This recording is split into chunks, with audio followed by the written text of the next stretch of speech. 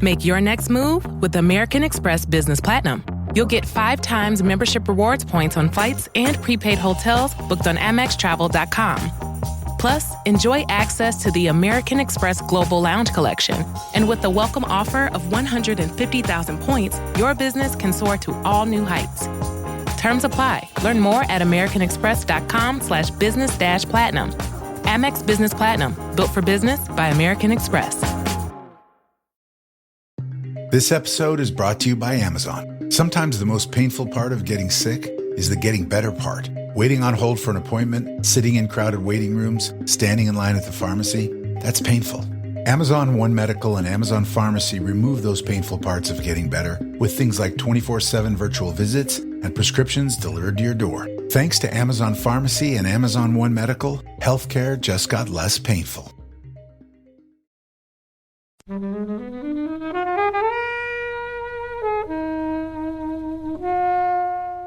This film talked about the kind of issues with the media and technology at the time, the way Black Mirror does about what's happening now, very much so. And especially in terms of like, it's warping our lives and it's going to doom us all, like inevitably. Yes, I mean, William Holden's character, Max Schumacher, frequently kind of has all this kind of meta dialogue, doesn't he, about kind of TV's effect and how it's going to destroy us all. Well done for making it so far. It's episode 68. Hello, thanks for listening. Today in the studio, I'm with Kobe. Hi. And our guests are Liam. Hey. And Eleanor. Hi. And we will be reviewing the film Network. Come find us on Twitter at FlixWatcherPod.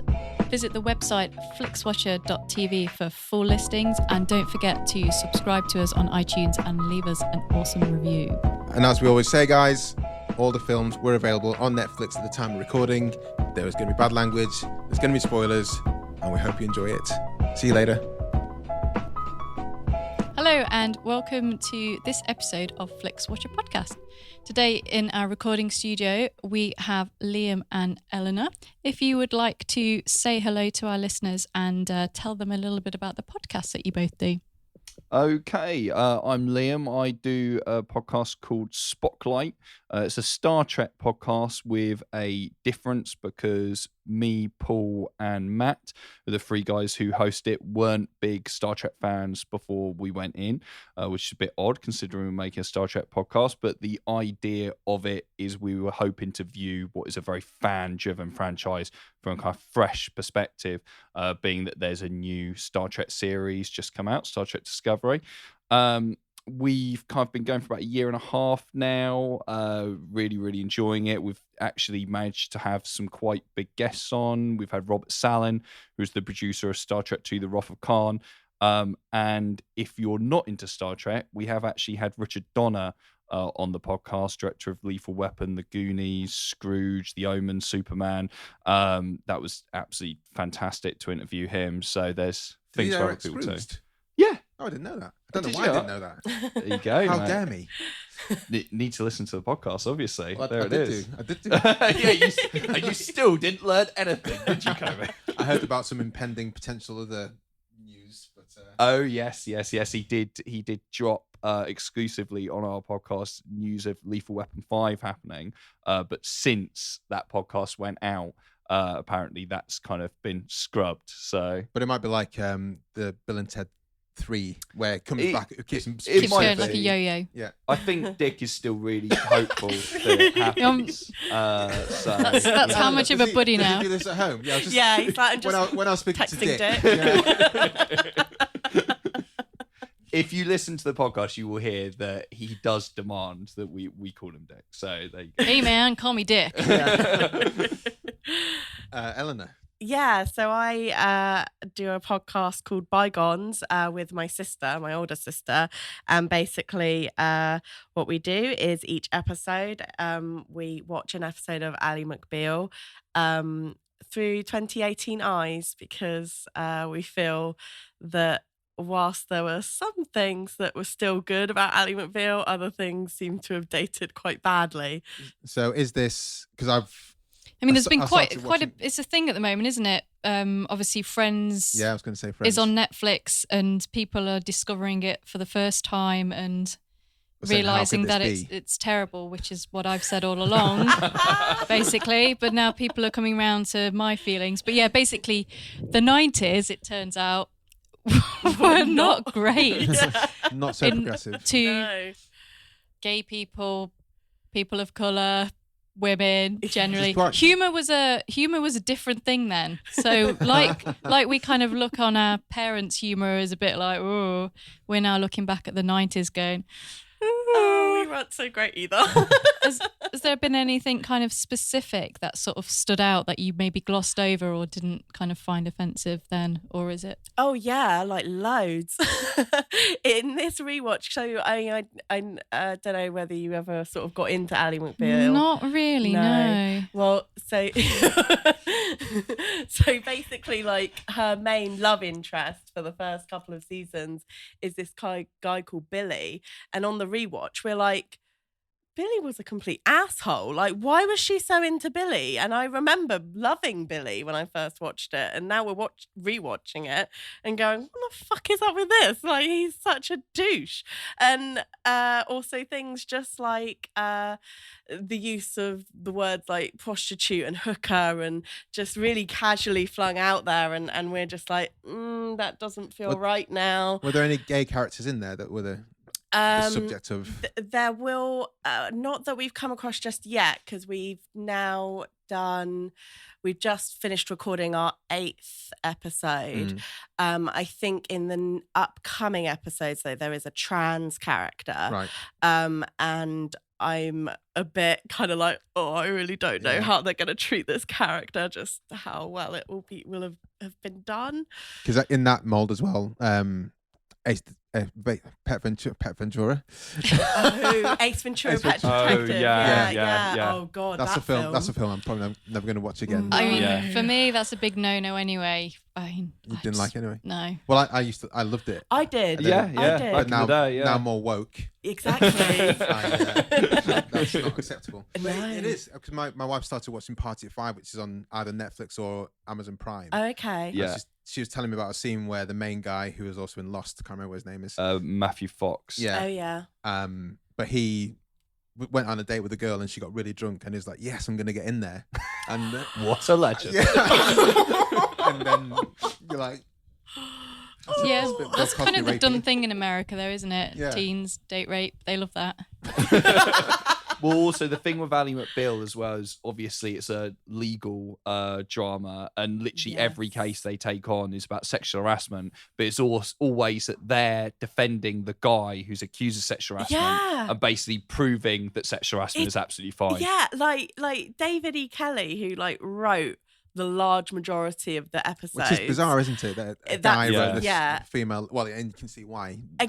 Well, there are loads of times where I'm like, I'm so annoyed that this man has put these words in this woman's mouth. It's really irritating me. But yeah, he seems to have a bit of a fixation on sexual harassment cases and proving what a load of... What has he been saying in the recent #MeToo? He's probably been quite quiet, I would imagine. I haven't heard anything from him. You know, I don't think no. We're not alluding to anything. Okay, so Don't get Ally McBeal on us, David E. Kelly. Liam, we're talking about Network, which is the film that you chose. Can you tell us what happens in Network and why you chose it for us? I can. What happens in Network is Howard Beale, who's played by Peter Finch, the longtime news anchorman for TV network UBS, is told by his best friend Max Schumacher, who's played by William Holden, who also happens to be the news division president for the channel, that he's going to be fired and taken off the air in 2 weeks due to low ratings. The following night, Bill announces on live TV that he plans to kill himself on his last broadcast. He gets pulled off the air, immediately fired, but he manages to convince Max to let him go back on, say goodbye to his viewers, promising he'll behave himself this time. But instead, he starts ranting that life is bullshit. However, it turns out that his crazy antics have caused a massive ratings spike. So the network executives choose to keep Howard on the air, despite the fact that he appears to be having a nervous breakdown. The reason I chose this film is, number one, Kobe told me to choose a decent film on pain of death to avoid another That Thing You Do debacle. That is exactly what I wrote in the email. But also because I think it's still extremely relevant, considering it was made in 1976. I think pretty much everything it said about kind of media and TV has basically come true. But not also that, but the fact that obviously Black Mirror is a very successful TV series on Netflix. And I think a lot of younger people are really, really into that, but might not realize that pretty much all the ideas in it kind of can be sourced back to network. At the end of the day, you can totally see that would have been the big influence on Charlie Brooker's work in Black Mirror later on. And I think it's very ahead of its time for that reason. Also, Aaron Sorkin, massive influence on his writing style as well.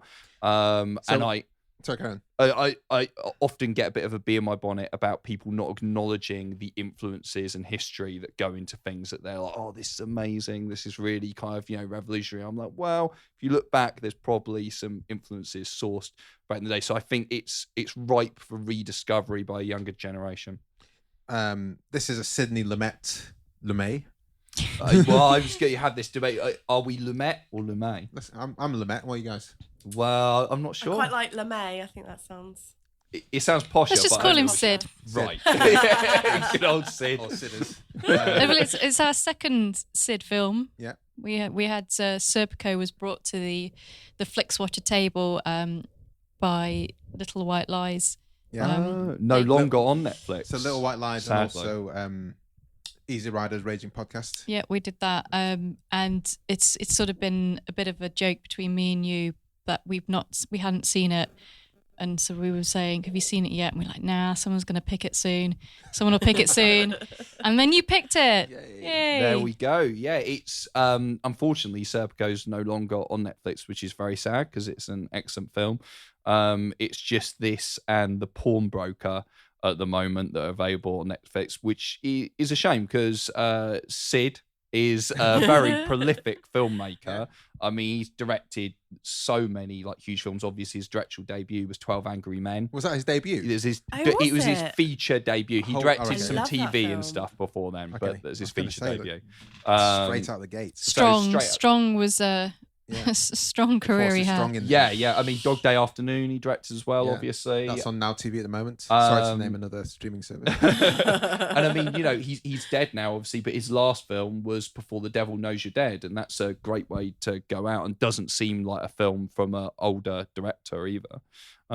So yeah, he's definitely an important director, I think. Yeah. So what in terms of just the structure of network, looking at other media-based films, we've recently had The Post. Yeah. And also then that leads straight into All the President's Men, looking at Spotlight as well. How does it compare to Anchorman? How does it compare to... Well, I mean, the weird thing is, I would say Network is closer to Anchorman than Spotlight or The Post, because not only is it actually about a news anchor who's on screen, whereas The Post and Spotlight are about print news, but also it's a funny film. It is a satire first and foremost, and as the film goes on, it only becomes more and more ridiculous. I mean, there's a certain point where it kind of turns into, you feel like you're watching like a Zucker Brothers film or something like that. When you get to the kind of revolutionaries making a kind of docudrama about them and stuff like that, it becomes very zany. Yeah. So I would say it is closer to things like Anchorman than the more serious kind of films. But did it win Oscars? It did. So I did a bit of research on this because this is really interesting. So it got 3 in the acting category. Yeah.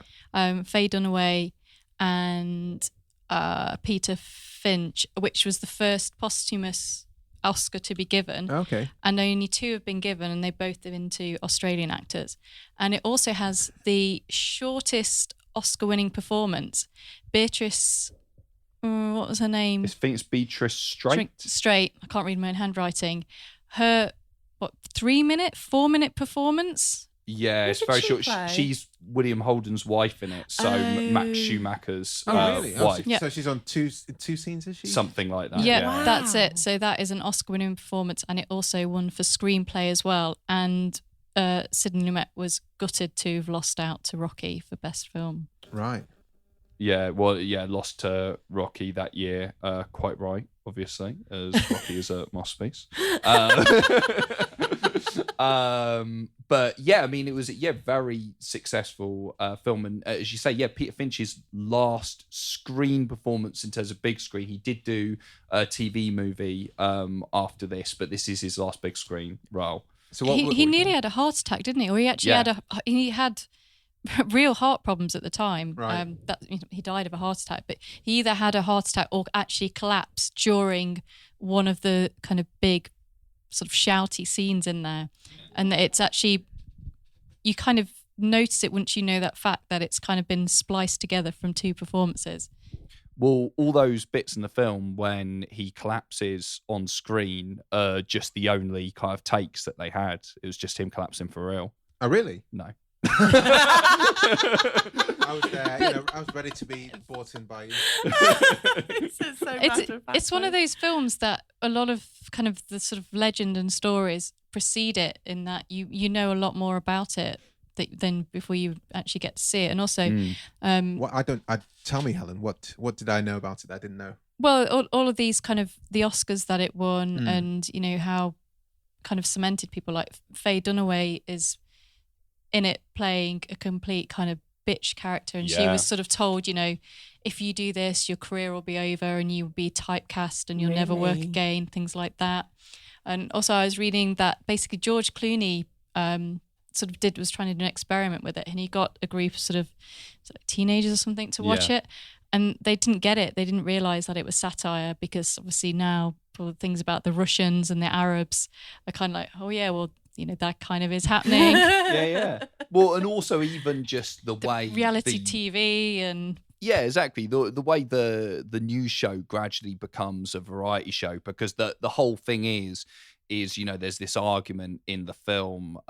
William Holden's character Max Schumacher is trying to stop. Is they're taking the news division and giving it to like the programming division. So it's basically lumping it into kind of fictional programming. So it's like this fictionalization and, of the news, and just making it more and more sensational. I mean, by the end, it becomes a variety show, doesn't it? And now if you look at some of the news shows in America, things like Fox News and kind of like Hard Copy and stuff, that's what they seem like. They do seem like these crazy, they don't seem like straight news shows at all. Do you ever watch Last Week Tonight with John Oliver? Yes, occasionally, yeah. Because he always has that section, and now this, where he scans to like local news people and the idiotic things that they're doing. And that reminded me of a fair few things that happened in this. Always like, this is what local news is doing on St. Patrick's Day, and they're all doing like leprechaun things and like that. It's like, that's actually ridiculous.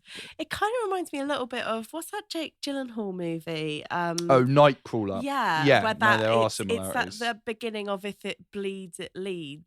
Kind of news programming. And Faye Dunaway's character in this is very similar to the female character in Nightcrawler, who I can't. Can we remember. Get a name for it? That's I can't remember who the plays woman her. in Nightcrawler. A woman. But he's a very similar character, definitely. And like you say, Faye Dunaway was warned that this would kind of lead to typecast, but she completely jumps into it. I think she gives a brilliant performance in this. She's great. Really, really good. Rene Russo, for the record, is there we go. Yeah, Rene Russo. But it's definitely some similarities with that. So it's still influencing people now, very much so. How does this rank in yours? I don't think I've seen that many Sidney Lumet films, and I need to catch up. I didn't even really know he existed until a few years ago. But where does this rank in your canon of his films?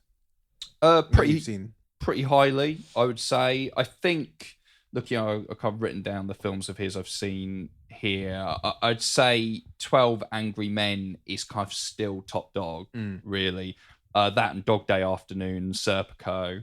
are all up there. But I'd say this is up there with kind of Network and This is Network. Yeah, it's up there with Network. Network is up there with Network. At least as good as Network. I would say it's up there with Serpico and Dog Day Afternoon. Also, The Verdict. That's a very good courtroom drama with Paul Newman.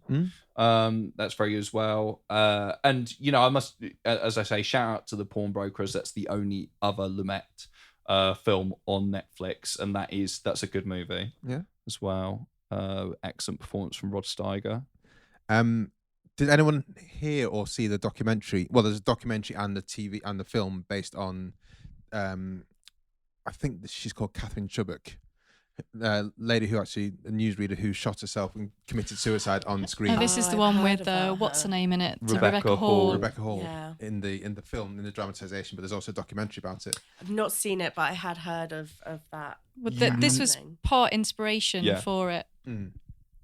So it'd be good to that's a film I kind of want to watch, but it's a morbid fascination thing, isn't it? Yeah, because so. it's because I'm someone who really likes true crime, but that doesn't feel like true crime. That just looks like true tragedy. Like this poor woman. I don't know the whole story with her, but if you watched the documentary, no, I haven't. I haven't watched any of it. I mean, I've heard the dramatized version is actually better than the documentary version. Okay. I've heard, but I'd definitely like to see it. Obviously, it happened a couple of years before Network came out. Yeah.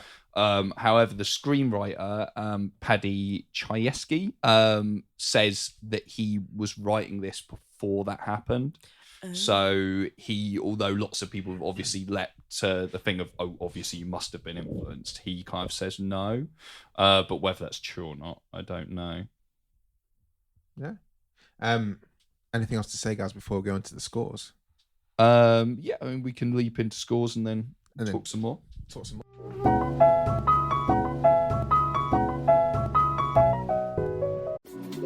We're so done with New Year, New You. This year, it's more you on Bumble. More of you shamelessly sending playlists, especially that one filled with show tunes. More of you finding Geminis because you know you always like them. More of you dating with intention because you know what you want. And you know what? We love that for you. Someone else will too. Be more you this year and find them on Bumble. So the spreadsheet of dreams brings up the scoring for Network, and we'll start off with the recommendability, and we'll go to you, Liam, as it should. Yeah, I mean, I'd give it a 5. I think it's one that people should see. I think it's as relevant now as when it was made, because although I would say that kind of, all of the stuff in it has kind of become true, you can still apply kind of what's happening to now in terms of turning news into a business. And because, one of the arguments in this very early on the film, they actually say that in the past, they've always taken a hit in terms of profit with the news. Like, it's never been profitable, and that's fine because it's the news. It's not there for profit. And now they're like, no, that's got to change. It's now a business, and this is what we're going to go forward doing. And that is obviously very much what's happened. And I think, I think it plays very well. So I think it's an important film that people should still see. Yeah. I mean, we're hearing that more and more these days, that films are relevant to the times, even though they're all. Is that? The really good ones are. Yeah. Not the crap ones. I mean, Sharknado 3 is never going to be revered in 10 years' time, is it, really? I mean, I guess in terms of the post-Trumpian era, but the thing is, a lot of films that come out recently, people say are so prescient nowadays, but films take so much time to make that they're often made before even Trump came out. So that's one reason I really like The Post, because it's quite just because Steven Spielberg, I call him Steve. Stevie, the other Stevie Wonder. He made this film because in direct response to the Trump administration. So it's rare that people can actually. It's rare that it actually happens. A lot of times it's coincidence. And I think, do you think that it's coincidence now that Network is chiming, and now with the modern era, or was it inevitable, do you think? I don't know that it is, because I think that part of the reason that it feels so relevant is because it's talking about kind of it sort of speaks to sort of disillusionment with sort of capitalism and modern life, and this kind of panic around technology, and that it's warping the human experience. And so in Network, it's all about the television and how it's warping the human experience. And obviously, as technology progresses, there's always going to be panic around what this technology is doing to our lives. And so that's what you're saying about Black Mirror, is that they're talking about digital. Well, it's talking about TV, and it's talking about internet, and it's talking about I think this film talked about the kind of issues with the media and technology at the time the way Black Mirror does about what's happening now, very much so, and especially in terms of like it's warping our lives and it's going to doom us all, like inevitably. Yes, I mean William Holden's character Max Schumacher frequently kind of has all this kind of meta dialogue, doesn't he, about kind of TV's effect and how it's going to destroy us all, and kind of, Faye Dunaway is becoming kind of television incarnate and everything like that. That's very much what it's about. And there's also an element of the kind of angry white man type thing, isn't there? Yeah. With obviously with Finch's character, the I'm mad as I'm hell mad and as I'm hell. not going to take it anymore has become a real kind of almost rally cry. And it's funny because I read a book like a few years ago called Angry White Man. Angry White Man, that is about angry white men, and it mentions this film in it as a pointing to around a chapter on outrage media, and how this outrage media has kind of increased with as white men have felt less entitled, and it's so you get people like Rush Limbaugh and that increasing in popularity the more sort of oppressed white men are feeling. And I think it points to Network as like, this is where that kind of feeling starts. This is a white man getting out of his pram because he doesn't feel relevant anymore, and he's the mad prophet of the airwaves is what they call him, isn't it? Was that do you think that was his Oscar scene that they sent through, the mad as hell scene? Oh yeah, I'm sure. That is the scene. As soon as he did it, that the Oscar was a certified win. Definitely. I don't know who else he was up against. Eleanor, recommendability score. Oh yeah. I put 4 stars because I just was very surprised at how relevant it felt, basically, and I was just could see the parallels between this and something like Black Mirror. First time watching it? Yeah. Helen? I'm gonna go 4 as well. It's a great film. It's really interesting, and for its time, you kind of forget that it was made in 1976. But I don't know. I was a little bit disappointed that I wasn't blown away by it, given sort of hype and the prestige that it came along with. There's lots of things that I really did like it, but I wanted to like it more, but it just didn't quite get me, which I think that was a little bit with Serpico as well. So maybe, I don't know, maybe there's something about me and old Sid. I'm really trying to get engaged with him. But you're in the 12 Angry Men. No, I think 12 Angry Men is a masterpiece. Well, that's what I mean. Yeah, so that's your pinnacle. Yeah, pinnacle Lumet.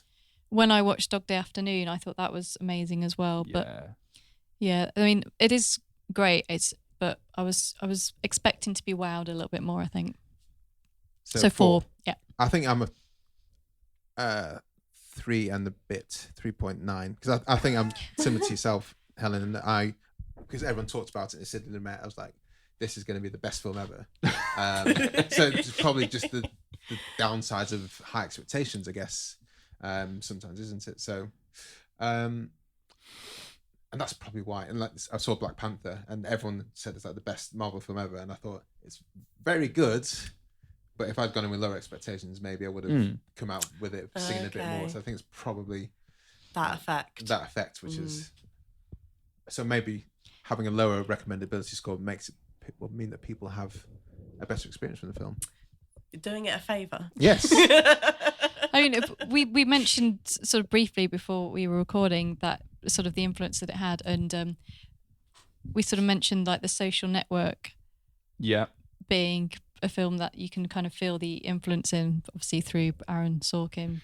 I would argue any of Sorkin's films. I mean, yeah, I really do think if you look at the dialogue style in this, and you just look at it, you go, yeah, Aaron Sorkin took everything from this and has been cribbing off it ever since. Do you think it's that quippy and fast paced with the dialogue as Sorkin? I don't know. I think it's got a lot of good snappy dialogue in it. Maybe not as fast paced as Sorkin, but I think that's simply a change with the times kind of thing, of how kind of fast paced films are and stuff like that. But I know it was a massive influence on him. And I think that is very obvious as well. Like, I'm not saying that Sorkin doesn't have his own distinct style, but I just think it's clear why this would be a real benchmark for him. Cool. Repeat viewing score. Go for yourself, Liam, first. I would probably say around a 3. This is the second time I've watched it, and I'm glad I watched it a second time. I think it does have layers. I think I saw more in it this time than I did the first time. So I definitely think it's worth a rewatch. I don't think I'd leap to watch it again. Okay. But definitely, it's definitely got one good rewatch in it, and I wouldn't complain about watching it again. Eleanor, I'm going to go with 3.5. Like, I think it was the first time I watched it this viewing, and so I really didn't know what to expect, and was, like I say, surprised how relevant it felt. And when it finished, I was like, oh, you know what? I do feel like I want to watch it again, and because I think that there are things that I would have missed on a first viewing that I'd pick up on a second. So, yeah, I'd be more than happy to watch this again. Helen? I'm going to go for a 3. I would probably watch it again. Also, I found it took a little bit of time for me to get into its style and the humour, and I think having kind of watched all the way through, I'd be a bit more receptive to its style and kind of get along with it a little bit more, kind of knowing the trajectory and sort of its vibes, whereas it was quite hard to keep going a little bit because it's kind of a bit odd. It is, and I really want to watch this. I really want to think it's amazing, but I'm kind of still trying to work out. Oh yeah, that is funny. We're meant to be laughing. Oh, I kind of miss what was said there, and so I'm not immediately going to watch it, but I'd quite like to see a remake of it. I think it's probably prime for a bit of a remake. I think they could have a lot of fun with it. I'm agreeing with you, but giving it a higher score based on those reasons. In terms of, I'm giving it a 4. I think when at the start, obviously he's talking about committing suicide. I'm like, oh shit, this is where we're okay. This kind of film, is it? And then it becomes at some point a bit absurd, and I didn't really see the change in the tonality, and I was like, I've missed something here actually, and that's why I think I want to go back again. And I think, as you say, Liam, in terms of the layering there, it's there's a lot in there that I think when I talk about the repeat viewing score here, it's not necessarily just the fact that I want to see it again, but I think I need to see it again to get more out of it, because there's things there that are perhaps a bit more hidden, and especially after discussing with you guys for the past 30 odd minutes. Yeah, I mean, well, this is the thing. I would argue that you're mentioning the bit where he threatens to commit suicide on air. I'd argue that scene is funny, in the sense of, because the whole point of this is obviously, no one notices that he's actually just saying, they're all just ignoring him. What? What? For me, that's the moment where the pin drops and you go like, this is a funny film. Like, that's really satirical. It's really bad. The way they're just like, what happened? Like, they're just in this kind of complacency. Maybe I'm just a bit slow. But it was, the way you say it was played for laughs, but when I don't know, maybe the comments of suicide is just like, completely. Yeah. What's going on here? But the fact that they didn't stop and take notes straight away. Yeah, they're all sort of happily chatting away. Did you hear what he said? Did he say he's going to commit suicide? Okay, good, bye. In the back room. Small screen score. Small screen score, I would go with a 4.9 on this, only because I actually kind of think it's perfect for small screen, because obviously, you're watching a film about TV, and a lot of segments in it are meant to be TV broadcasts and stuff. So I think it works perfectly well on the small screen. The only reason I wouldn't give it the full 5 is just because it was made in 76 by a prestige filmmaker like Lumet, who would have been shooting on film and very much thinking about that film going into cinemas, everything like that. And I think, with older films like that, they were made for cinema. Well, actually, didn't have TV. They had TVs, but they were tiny. Yeah, they wouldn't be really thinking about that film going on to TV. So I kind of think there's always that element there. But I do think it works very, very well on the small screen. Yeah, well, I went with 5 stars because I do think it's really apt to be watching this film on a TV. So, I think it's perfect for TV viewing. Yeah, I'm also 5. It's kind of a little bit meta, isn't it, to watch it on TV? I think it's quite funny. And the fact that it so frequently tops the best films on Netflix lists, and the best films of the 70s, and the prestige that comes with it. It's, if you haven't seen it, then now is your chance. I'm going to go lower than you guys. I'm going to go 3.8. I think I would agree with you in terms of the cinematic style, and I think these old films look really good. They would look really nice in a cinema. Perhaps don't need to, but I'm going to give it a lower score because I think, maybe just because I'm slow. I think the pin would have dropped a lot quicker had I not been watching it by myself. Early one morning. You're painting a really sad picture. You weren't on your bike watching it or anything like that, were you? No. You only do that for TV. No, do that for Netflix series. Box sets. Yeah. Okay. This is true. You watch it on your bike? What are you talking about? Have an indoor turbo trainer. Oh, so not out on the street. That's insane. I thought I should clarify. That's dangerous. Only crashed 28 times this year. So I was going to say. So I think this would have led me. You would have liked the collective experience. Yeah, I think it would have led me to understanding what the film was about a lot quicker. Yeah. But then it would have maybe got a lower repeat viewing score. So swings and roundabouts. Engagement score. I would go with a 4, I think, on this. I do think it's a very engaging, good film. I don't think it's absolutely, completely gripping at every single point. I think there is the occasional moment where you might slip out of it ever so slightly. But, I think it's a compelling watch, but just not quite on the 5 intensity scale. Yeah, I went with 3 because I was just like, had I not had to watch it, I think I would have dropped out quite early on. It's not until it gets to the bit where he says he's going to commit suicide and everyone's Is that quite early on though? It is early on, but I still was quite like, what's going on? 2 minutes in or something? Yeah, I was. If I hadn't had to Is watch that your it, 2-minute rule? For I would have films? been like, I'm out. What film? Put on Magdalene Sisters. What film has fallen foul of the 2-minute rule? I don't know. Like, it would have been TV movies that I've walked in and been like, no, not interested, and walked out. Like, so you would have classed this as in the same ballpark as a TV movie? No, as in a movie that is being shown on TV. Yeah. Like, I mean, this, but yeah, because at first I was just like, I don't really, okay. And then the suicide bit, he says he's going to commit suicide, and everyone's like, what did he just, what? And then I was like, laughing my ass off when that happened and really finding it hysterical. And then I was like, okay, I'm in. I know what, right, this is really interesting. So yeah, 3. I'm going to give it a 4. I kind of stuck with it. I would have liked it been just a little bit pacier, and it gets a little bit flabby at the end until they kind of come up with the sort of genius way to end their problems.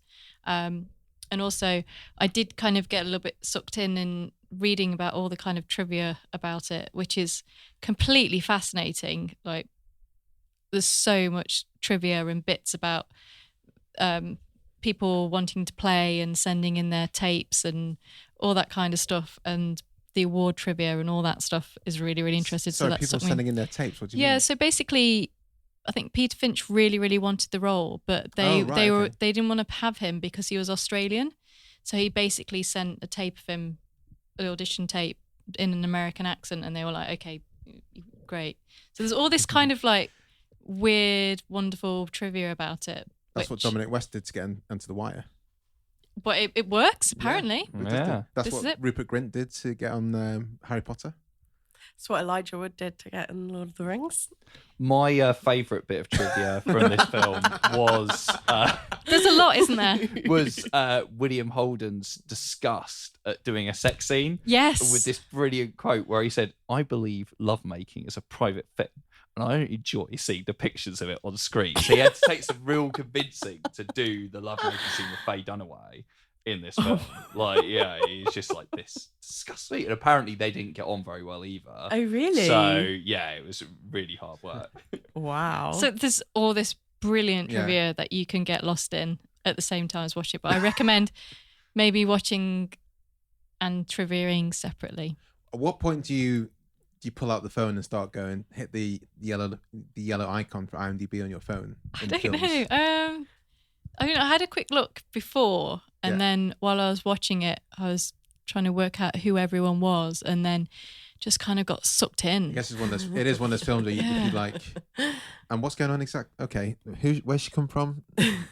Because Robert Duvall's character, he's in it. Yeah, Robert Duvall's in it. We haven't even mentioned Robert Duvall. Yeah. He's great. I mean, there's a great moment with Duvall where he kind of rubs his hands together with glee as soon as he realizes that it's going to make money, going, that it's going to score big ratings, everything like that. It's a really funny kind of moment with him where he's absolutely loving it. He's like Scrooge McDuck or something. And another one in it is a fake fact. So basically, people were convinced that one of the shooters at the ends was Tim Robbins. All right. What? And basically, he's denied it. And he was like, basically, I was like in college at the time or something when it was filmed. It wasn't me. So he was old enough. He was like, I was nowhere near it. That definitely isn't me, but it It's not does a real look murder, like Tim, him. Don't worry. But so there's all this kind of like great trivia that is on IMDb. Some of it may be true, some of it might not be. And what's that, a 4 you said? Yeah. So I stuck with it, and but yeah, it's once they've done the TV show thing a few times, you're kind of like, okay, move it on a little bit. Yeah. Well, the I'm mad as hell bit. Yeah. Then it kind of picks it up at the end. I'm gonna engagement score. I feel I missed a trick, so maybe I wasn't in the zone the first time I watched it. I think I'm gonna go for 3.1. But I think in future viewings, I think I'll be there, waiting for it to wash over me. Are you saying you go watch Network every week for Flixwatcher from now on until you get the film? just at least one more time. What should I say? Like, every week. Don't know why you insinuated that. From my You comments. did say you were so go. 3.95. That's pretty high. Yeah. That's nearly a 4. Yeah, that's decent. To be honest, as expected. We expected it to be quite high going into it. I would have thought if someone had said to you, you're gonna review Network, where on the sliding scale of the... Yeah. I'd been surprised if we'd all turned up and gone, oh, it's a bit shit. Overrated. So as always, we will give a little shout out on Twitter when we're doing a recording. We'll have a tweet with a little GIF, and it'll ask you to give a 5-star review, your review, and a little short review. So do look out for that and reply to that tweet if you've seen the film we're reviewing. So let's have a look what we've got. So Liam, would you like to read the first one out? Okay, so This is at Martin Austwick. Friend of the show. He says, 5 stars, probably the funniest and best written jab at capitalist America last century. Sharp, hilarious, cathartic, close to the bone. Yeah. Eleanor. So the next one is from at WWTT podcast, What Were They Thinking podcast. And it says, it's about 4 stars, I think, but I barely remember it. Been a long time. Thanks for commenting, though. Yeah. Helen, do you want to take the next one? So this is from Lindsay, and then it's like a little cute emoji thingy that she's done with symbols and stuff, at snark_maiden. With the ownership of mass media being more consolidated than ever, as satire it holds up very well, as does the battle of hard news versus news as entertainment. The dark humour provides a nice balance as well. A very timely rewatch, and then she's given it 4 corn on the cobs, which I think I'm going to translate as 4 stars. Star equals corn on the cob. And we've got some stragglers who were they Lost commented in but then lost in Twitter, but Eleanor has recovered some. Do you want to read a couple of those out? Yeah, so at Matt Brothers has gone 4 stars from me. Really loved the recent stage version too, an electric mix of theatrical and screen acting. That's one thing we should point out. Fucking Bryan Cranston. Bryan was Cranston's in London. it, yeah. And I completely went by me. What fucking idiot. Yeah, someone I work with went to see it and then kind of like hung around afterwards and said, met Brian. Yeah, met Brian. Met and Brian. had his photo taken with him and everything. He said, yeah, he was a lovely guy and the show was really good. Yeah. Then we have at Drumble saying, I'd say a low 5 stars. It's Lumet at his best. Performances are all exceptional and the dialogue is so well written that you almost forgive the fact that every character seems to be talking in the exact same voice. And then we have at John P. Hardy, it's a classic that's, of course, still highly relevant. The acting, camera, style, etc. all fine. But the way the themes are presented is what makes this timeless for me. It's all in the script. A high 3 stars, maybe a low 4. What's this? It's either 4 stars or 5 stars. It's not A-. We're not at school. I think they are using... Both of those people are friends of mine, and I think they're using me and John Hardy's patented rating system that we came up during our film production degree at university, which is divided into high, mid, and low of the kind of 1, 2, 3, 4, and 5 stars. So I think they're using that. And it is an excellent system. So, you said it's patented. How much did it cost to patent? Not literally painted. It was money wasted. But I've got to say, I don't agree with David about all the characters. You don't have to agree with him. I think he's. I think he can. He knows him personally. I think he's thinking of his beloved Sorkin. I think in that case of all characters sounding the same. I think so. Okay. Well, loosely 4 stars was kind of the average that came out of that, which sort of matches what we did. Yeah, nice scores. Guys, where'd you come from? Where'd you go? Well, I presume you'll want to know where you can find more about my work on Twitter. Yes. You can find more about Spocklight podcast at Spocklight Pod. So if you've enjoyed hearing me on this show today, then go and have a look at that. It's also at Spotlight Pod on Instagram as well. You can find Bygones on Facebook and Twitter at Bygones Podcast and on Instagram at Bygones Pod. Nice. Super. Thank you very much, guys. Thank you. Thanks for coming pleasure. on. And we'll see you guys for the next episode. I'm talking to you listeners now. I was getting very confused there. Okay. Bye. Bye. You'll never leave. Well, thanks, guys, for listening to Flixwatcher podcast. Please do come and find us online. We're on Twitter at FlixWatcherPod. Come and visit our website, flixwatcher.tv. Thank you so much to our fantastic editor, Brendan Russell, for his fantastic editing skills, of course, and to Mighty People for the tunes you can hear right now.